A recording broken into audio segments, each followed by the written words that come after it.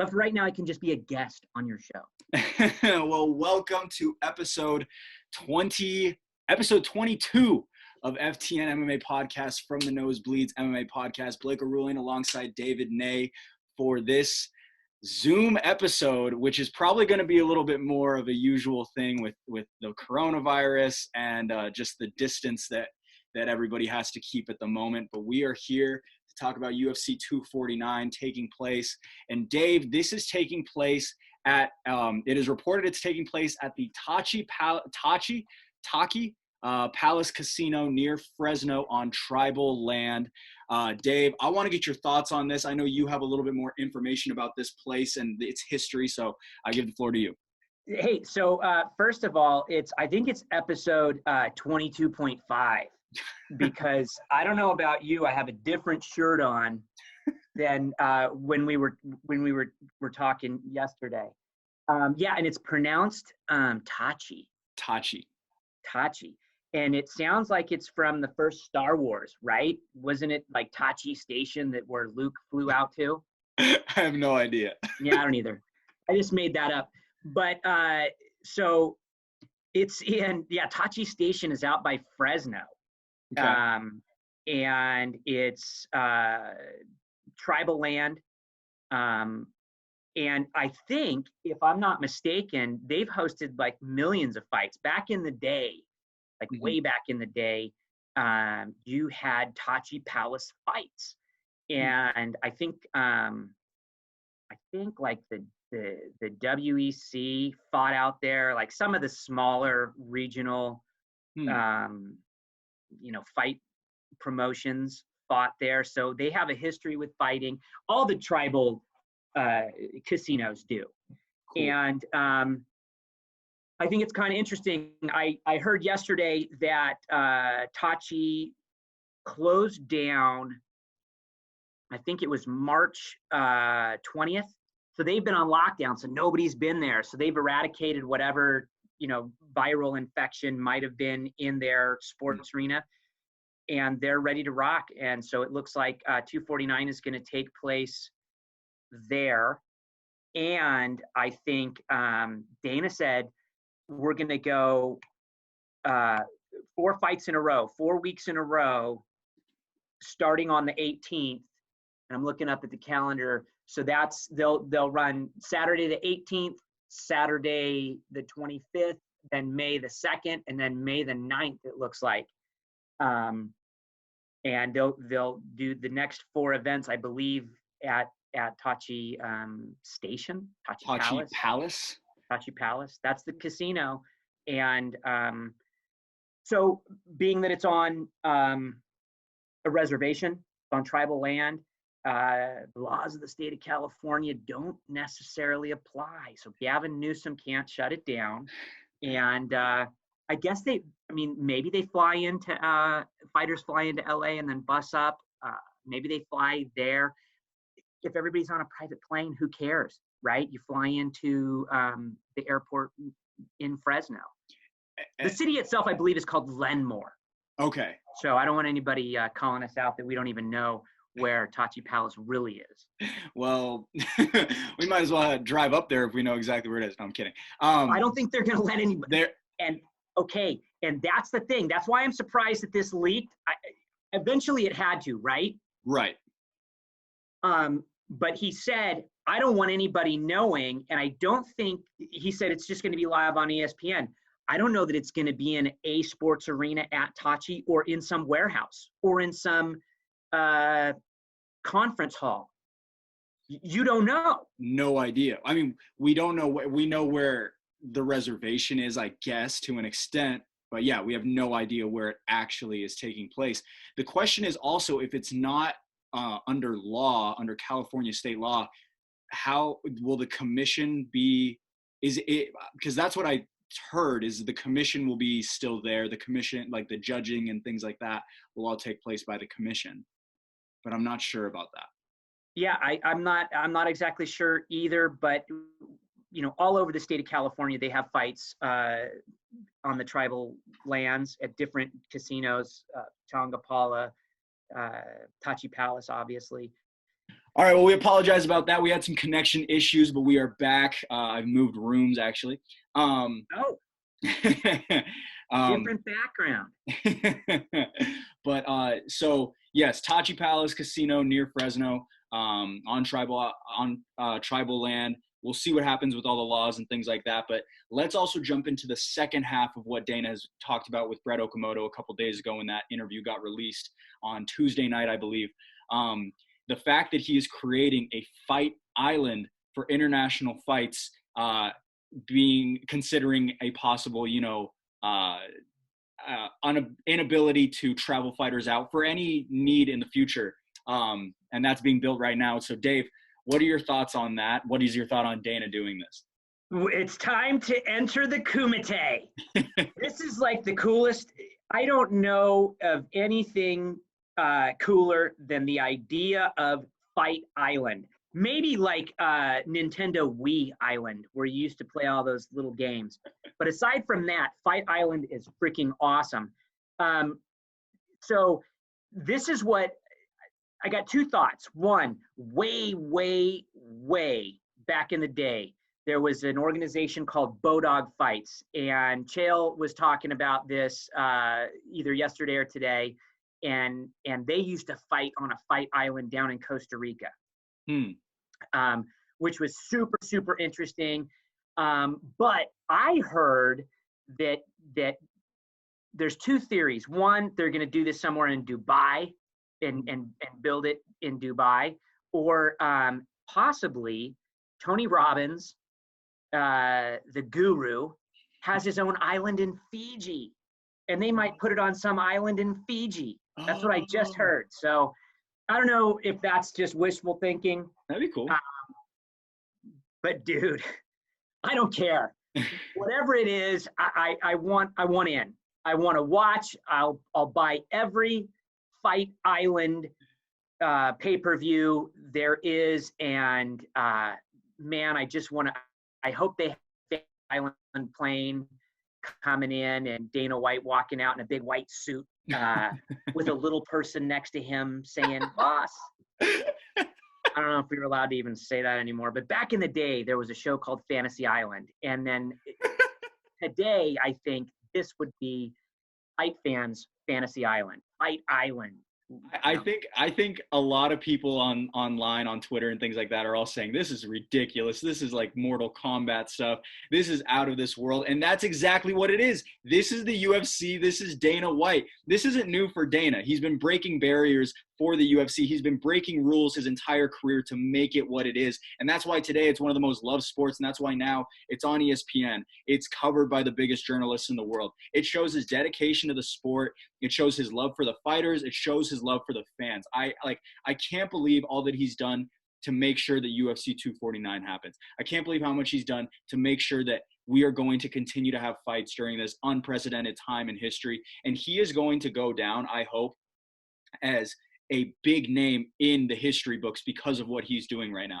This is sports history. This is the greatest sports commissioner, president, owner, promoter of all time. When we talk about the coronavirus and where we were and all those things, I truly hope that everybody understands the impact and the magnitude of what Dana White has been able to do at this time and all that he's been able to give fight fans all around the world. It's something that I don't think anybody will ever be able to replicate. Anybody will ever work harder towards anything the way that what Dana White has been able to do for fighters. So. No, totally. He's literally said, I'm not going to sit back and let the world implode. Somebody has to be first. Vince McMahon did the WWE, WrestleMania, whatever. Yep. And, everybody loved that. And he said, hey, I'm just like Vince McMahon. I'm going to make something happen. And instead of being like a scripted television show, a play, as it were, he's going to bring real life sports back to the world, not just America, the world. And he's going to do it at some crazy undisclosed location that happens to be Tachi Palace and on Fight Island. Exactly. Well, what a freak. And like I said, this is Dana White's whole career. When people say no, Dana says yes. When people say no, Dana says, I'm going to do it. And so that's what's so cool. So let's jump into that historic card, UFC 249. Dave, do you have any predictions for what the show's going to look like? I mean, there's going to be no audience. We saw a little bit with Brasilia and how that was in an arena. Is it going to be in a warehouse like it was for WrestleMania? Where's John Anik going to be? Where's Joe Rogan going to be? Who's the third fighter that's going to be there? Where's the commission going to sit? Where are the judges going to be? How is this all going to look?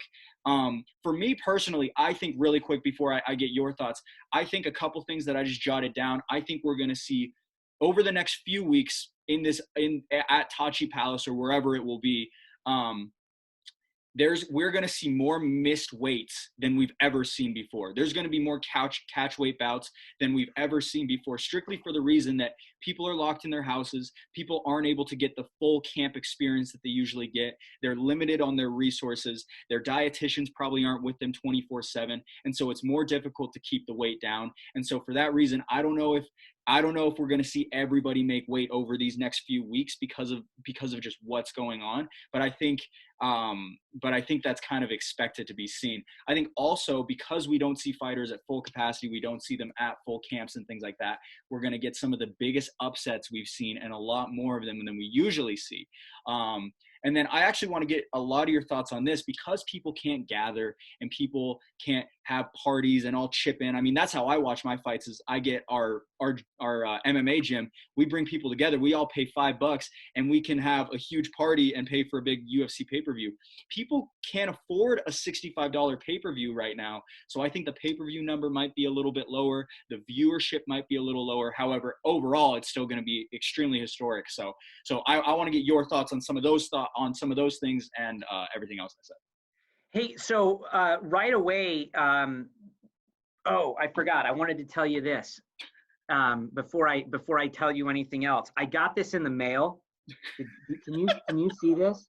Can you actually see that? Yeah. This is something from the President of the United States, and on the back it literally says, "Order UFC 249 with your friends." So, I mean, if the President of the United States is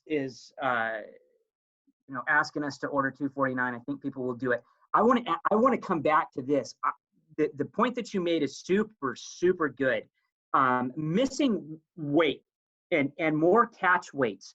Are we going to see more real weight fights instead of a sucked out guy getting on the scale at 55 and fighting at 80? Yeah. Are we going to see more guys coming in like Connor did, right? And Connor and Cowboy, hey, we're both 55 pounders, but we walk around closer to 70. Let's fight at 70. Yeah. I mean, I think that, and then the question is, if we see that, will we see better fights?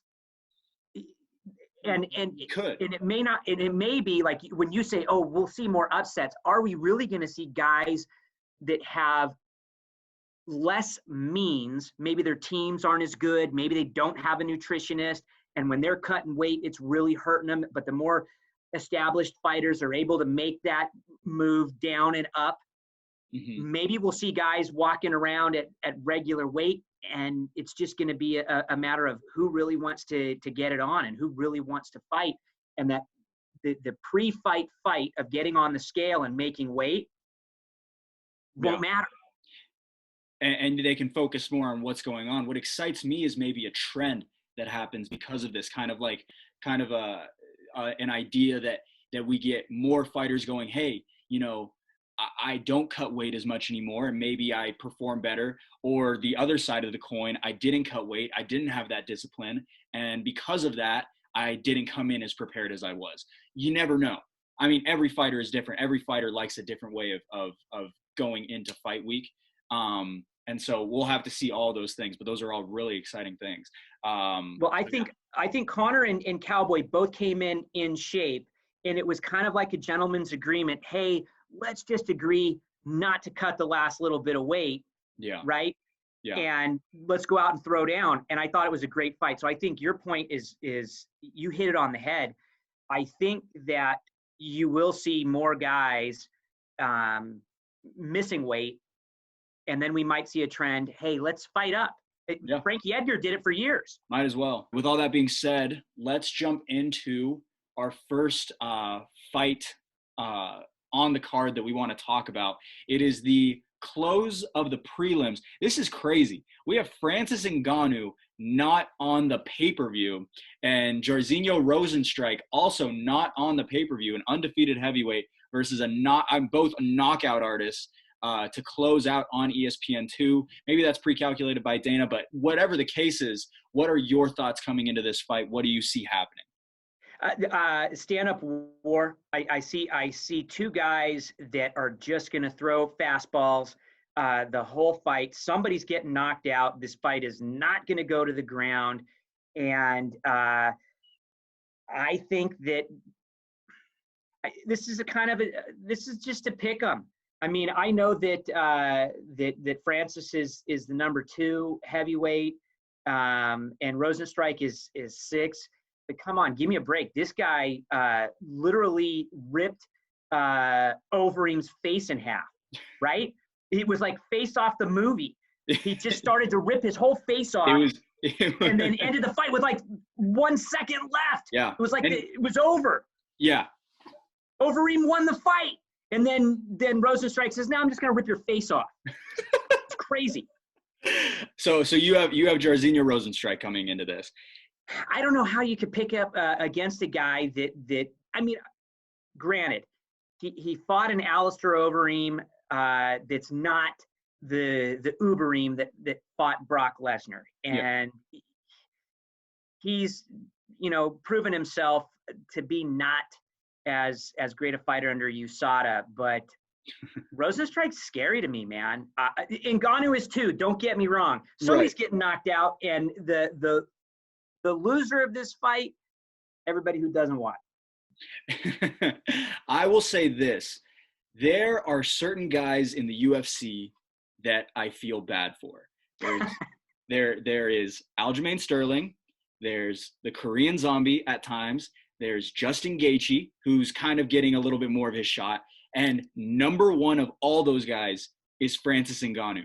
And that's why I have Francis Ngannou winning this fight. This guy is hungry. This guy is frustrated. The guy's not put on the pay-per-view. He's not given DC or Stipe because DC wants to come back, fight Stipe for the 3rd time, which not a whole – I mean, from people that I know, not a whole lot of people really care to see that fight because what's going to happen if DC wins? He relinquishes the title, and then we have Ngannou versus Stipe as long as Ngannou gets past Rozenstruik. Or whoever is the top heavyweight contender against Stipe. So what's the point of having DC Stipe 3? With all those things being said, Ngannou has so much to prove in this fight. He has so much to say, guys, get me to Stipe. Like I have knocked out Cain Velasquez. I've beaten Curtis Blades. I've beaten JDS. Like all over the last couple of years. Like this isn't like over the last 10 years where it's like, oh yeah, I beat Curtis Blades when he was a 21-year-old mixed martial artist at 9 months training. Like, no, he's beaten these guys in there. Like, he's beaten these guys recently, and he's shown that he has the ability to be a top contender in the world. He is a top contender in the world. Meanwhile, like you said, Rozenstruik, yes, had that shot that literally ripped off Alistair Overeem's face. But outside of that, like you said, Alistair Overeem won that fight. That's a 39-year-old Alistair Overeem that wasn't the same guy. So with all that being said, I think Francis Ngannou gets this done. I don't know if it's an early knockout or I don't know if it's his skill and his experience that takes him deep into the later rounds and he finishes it off that way. But either way, I think that's going to be a fun stand-up fight and a great way to end off the early prelims. Jeremy Stephens versus Calvin Kattar, 2 guys coming off of losses against Zabit and coming off of a loss against Yair. 2 top contenders, top talents, I would say, in the 145-pound division. Dave, go ahead and kick this one off. Yeah, 2 top 10 45-pounders, and I had both of these guys winning their last fights. And, things happen. This is mixed martial arts, so anybody can win on any given night. I love this fight. Yeah. I think this might be fight of the night. It could be, aside from the main event. which is going to be something else. But this is a very interesting fight. I think it's a stand-up fight. I think I'm going to, as much as I love Jeremy Stephens, as much as I feel like this guy has given everything to the sport, I love the guys that he trains with. I know he trains down here in SoCal. I think just Calvin Kattar has too many answers for Jeremy Stephens. Yeah. I think that who did he beat up? He beat up Lamas, Ricardo Lamas. Calvin Kattar beat up Ricardo Lamas. I think Ricardo Lamas is similar to Jeremy Stephens. I think we might see the same thing. I know that Jeremy's going to go out there throwing heat once again. Somebody's getting knocked out. Yeah. I think Calvin Kattar wins this fight. I think that I'm sad. I think we're on the backside of Jeremy Stephens' career. Yeah. But Calvin Kattar's legit, man. So here's what I have to say about this fight. This is kind of like the way Ngannou has a lot to prove for his division. Calvin Kattar has a really special opportunity on the 18th. For Conor, it was Dustin. For Izzy, it was Derek Brunson. For Khabib, it was RDA. For Calvin Kattar, it's Jeremy Stephens. If he can get past this guy, he can go and show, hey, I'm a legit 145-pounder. I am a legit guy who should be put into title contention. I just lost to Zabit, which was a very uneventful main event, if I can remember Russia correctly. In Russia. With all that being said, I think that he is a legitimate guy in the 145-pound weight division. I think he does get it done. We usually see guys who jump back. It's been a reasonable amount of time since Jeremy Stephens fought Yair Rodriguez, but either way, when you go through a war, when you go through an absolute war, which the Yair Rodriguez fight was, not the eye poke, but when they rematched and that fight actually happened, I could not believe all the what Jeremy Stephens had to go through, and for that to come out with a loss, that does something to you. With all that being said, Calvin Kattar, I think, is going to be more fresh. He's going to look more springy. He's going to feel better in the octagon. And with all that being said, I agree with you. I think Jeremy Stephens is on the back end of his days in the UFC. And Jeremy Stephens, how long has he been in the UFC? It's been over a decade. I think it's maybe 2008. He's been around for a minute. He's been around for a minute, been at the top for a minute as well. And so for him to still be fighting at the level that he is, it's pretty incredible. Yeah, and and like I said before, he trains down in San Diego. He's a Dominic Cruz guy. Everybody likes him. Yeah. I think that I'd love to see him put on a great performance. I just don't think he wins this fight. I agree. All right, a welterweight bout, an exciting one. I think this one kind of is another one of those, the winner of this is going to get pushed by the UFC a lot more. Vicente Luque versus Nico Price. I'll kick off this one. I think the winner of this, like I said, gets pushed into those bigger names of the 170 pound division. Nico Price last year had that up kick against James Vick that was absolutely insane. Vicente Luque has some wins over some bigger names, and I think both of them are very marketable. Both of them are great fighters and exciting guys. Both of them will be around for a long time. I like Luque in this fight. I think he's just a little bit when I saw Nico Price, James Vick was getting the better of him from what I can remember, and Vicente Luque has had a solid and uneventful, but he didn't get beat up terribly, if I can remember correctly, against Stephen Thompson. And not only that, but Vicente Luque has fought Stephen freaking Thompson. So he knows what it's like to go against the best. And so Nico Price is a little bit of, I don't want to say a downgrade, but it's going to be an easier night out than it probably is against a Stephen Thompson. Well, number one, this is a rematch. You're right. I'm sorry. Yes. These guys fought, and Luque finished him with a Darce, if I'm not mistaken. Yes. Submitted him. I think that Luque is on the upward trend. I mean, the trajectory is up for this guy. He had won like 4 or 5 fights in a row, and then he ran into Wonder Boy. I think the UFC was trying to see if this guy was going to break into the top 10. Yeah. And, had a little bit of a setback. I think this is a fun fight. I think this is going to be an exciting fight. I think Luque this might be the fight where these guys miss weight, by the way. This might be one of the ones that you're talking about. Yeah. No title implication. Maybe they just, come to an agreement and say, hey, let's fight at, 100, whatever, 180, 100, or no, what, this is a welterweight fight. So I don't even know, what are these guys going to come in at? Luque wins this fight. I think he submits him again. I think he beats him up on the feet and takes him to the ground and he submits. Absolutely. Fun stuff. That's an exciting one. All right. We have reached the last fight of the card, the last big fight of the card, the main event. Tony Ferguson, Justin Gaethje.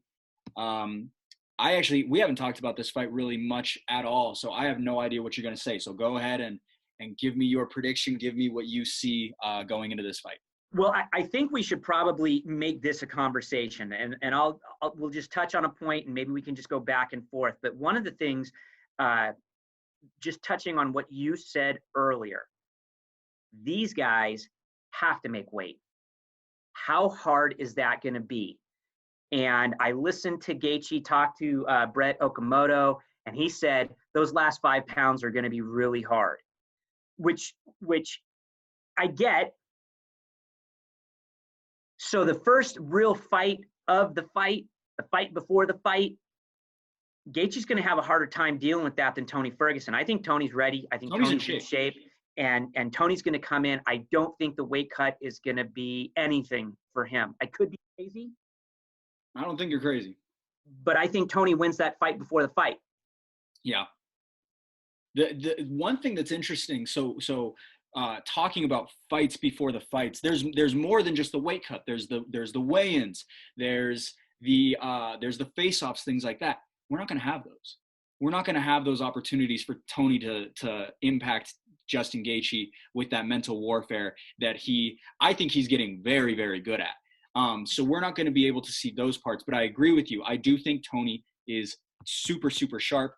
I think Justin Gaethje he's probably not in the best shape. He was very, very transparent with Brett Okamoto. He was very open by saying, you know what, this is going to be a tougher fight for me. I'm not completely ready for this fight. I'm going to give him everything I've got. I think he said I have 18 to 19 minutes to knock this guy out before and even that's a long time. I mean, that's deep into the 4th round that you're saying that you're going to gas out. Justin Gaethje gasses out even earlier than that. And so I think with the adrenaline pump and all those things, Justin Gaethje could have a long night out if he doesn't get rid of Tony Ferguson quick.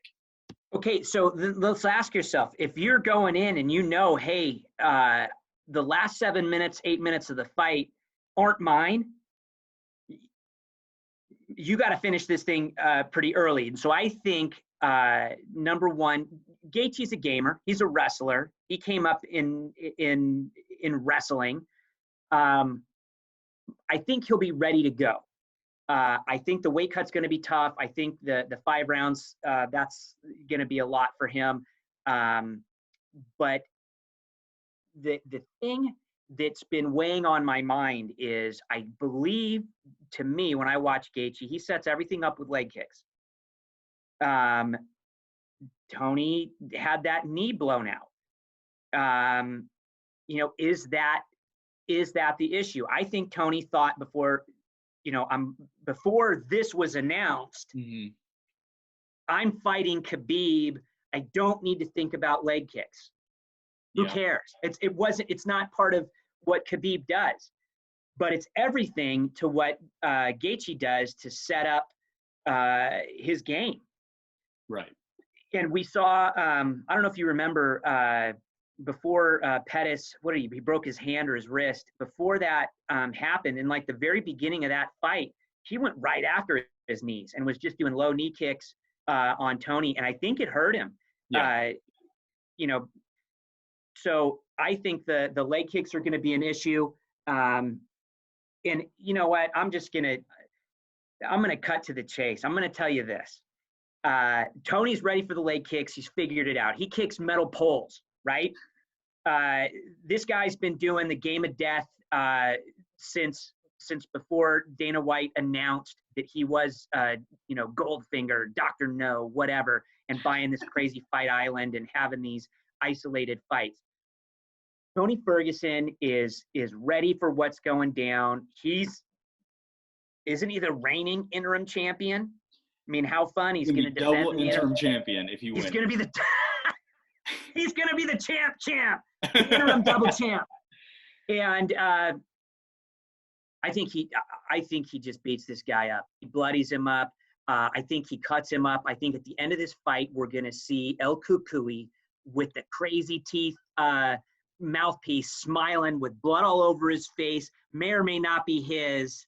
And we'll see him on the back of Justin Gaethje strangling this guy and blood covering his face. And it's going to be just a bloodbath. And everybody at the end of this thing is going to say, thank you, Dana, for bringing this into our homes during the quarantine. Then they're going to say, we need a quarantine for Tony Ferguson because Tony Ferguson will kill the coronavirus. The number one thing that we can thank Dana for is this card. The second thing is the island. The third thing we can thank Dana White for is what I'm about to talk to you about right now. We have Khabib Nurmagomedov, who now probably will not fight until at least September because of Ramadan. He's going to be going into that. We have Tony Ferguson and Justin Gaethje fighting for the number one contender spot for the interim title, and that will immediately give him a fight with Khabib. With that being said, you have Khabib set up for whoever wins this fight. You have Tony and Gaethje right now. Tony probably won't fight again for a while, or Gaethje probably won't fight again for a while, or they'll have the Dustin Poirier effect where you lose a big fight and you don't get looked at for one of these top contenders because the lightweight division is such a sought-after division and things like that. So Agreed. Who is left for the one and only Conor McGregor?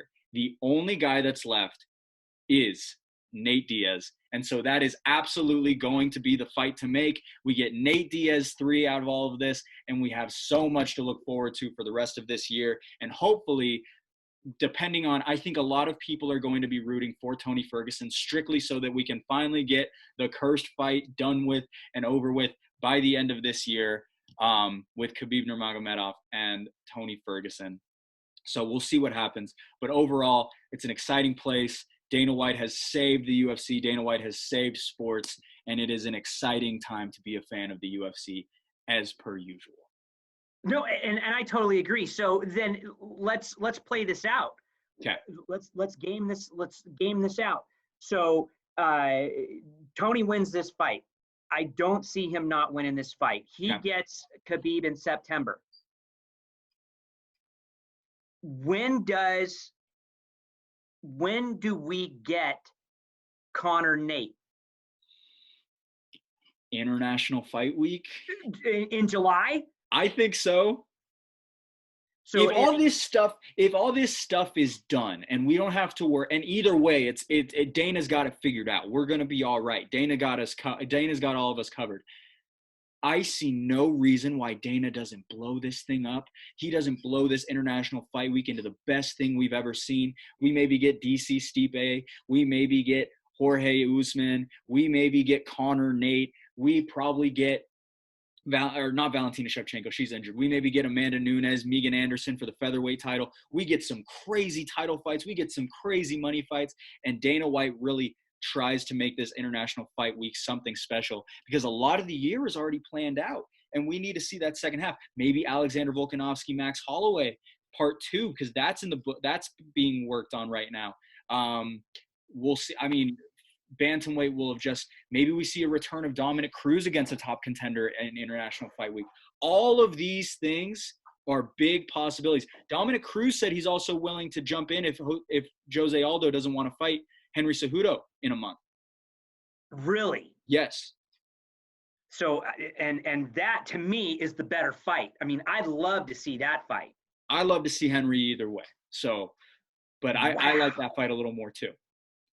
So we get Connor and Nate. I think that's going to be awesome. And so does the winner of that get the winner of the Khabib fight in September? So at the end of the year, we have like this tournament where, these four guys have all fought at least twice. I think Nate is probably kind of one of those more one and done guys. He probably doesn't get the same opportunity just because he hasn't really been around. He got beat up pretty bad by Jorge Masvidal, so he's not really a top contender. But the money is there for Nate and Connor. As for Connor, but that was a fight at 70. Right.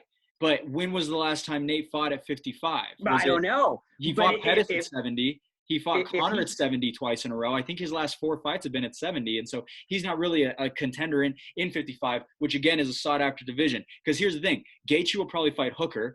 Poirier is probably going to fight Oliveira. And then it's going to be between the three of Connor, Tony, and Khabib. Whoever wins Tony Khabib will probably get Connor.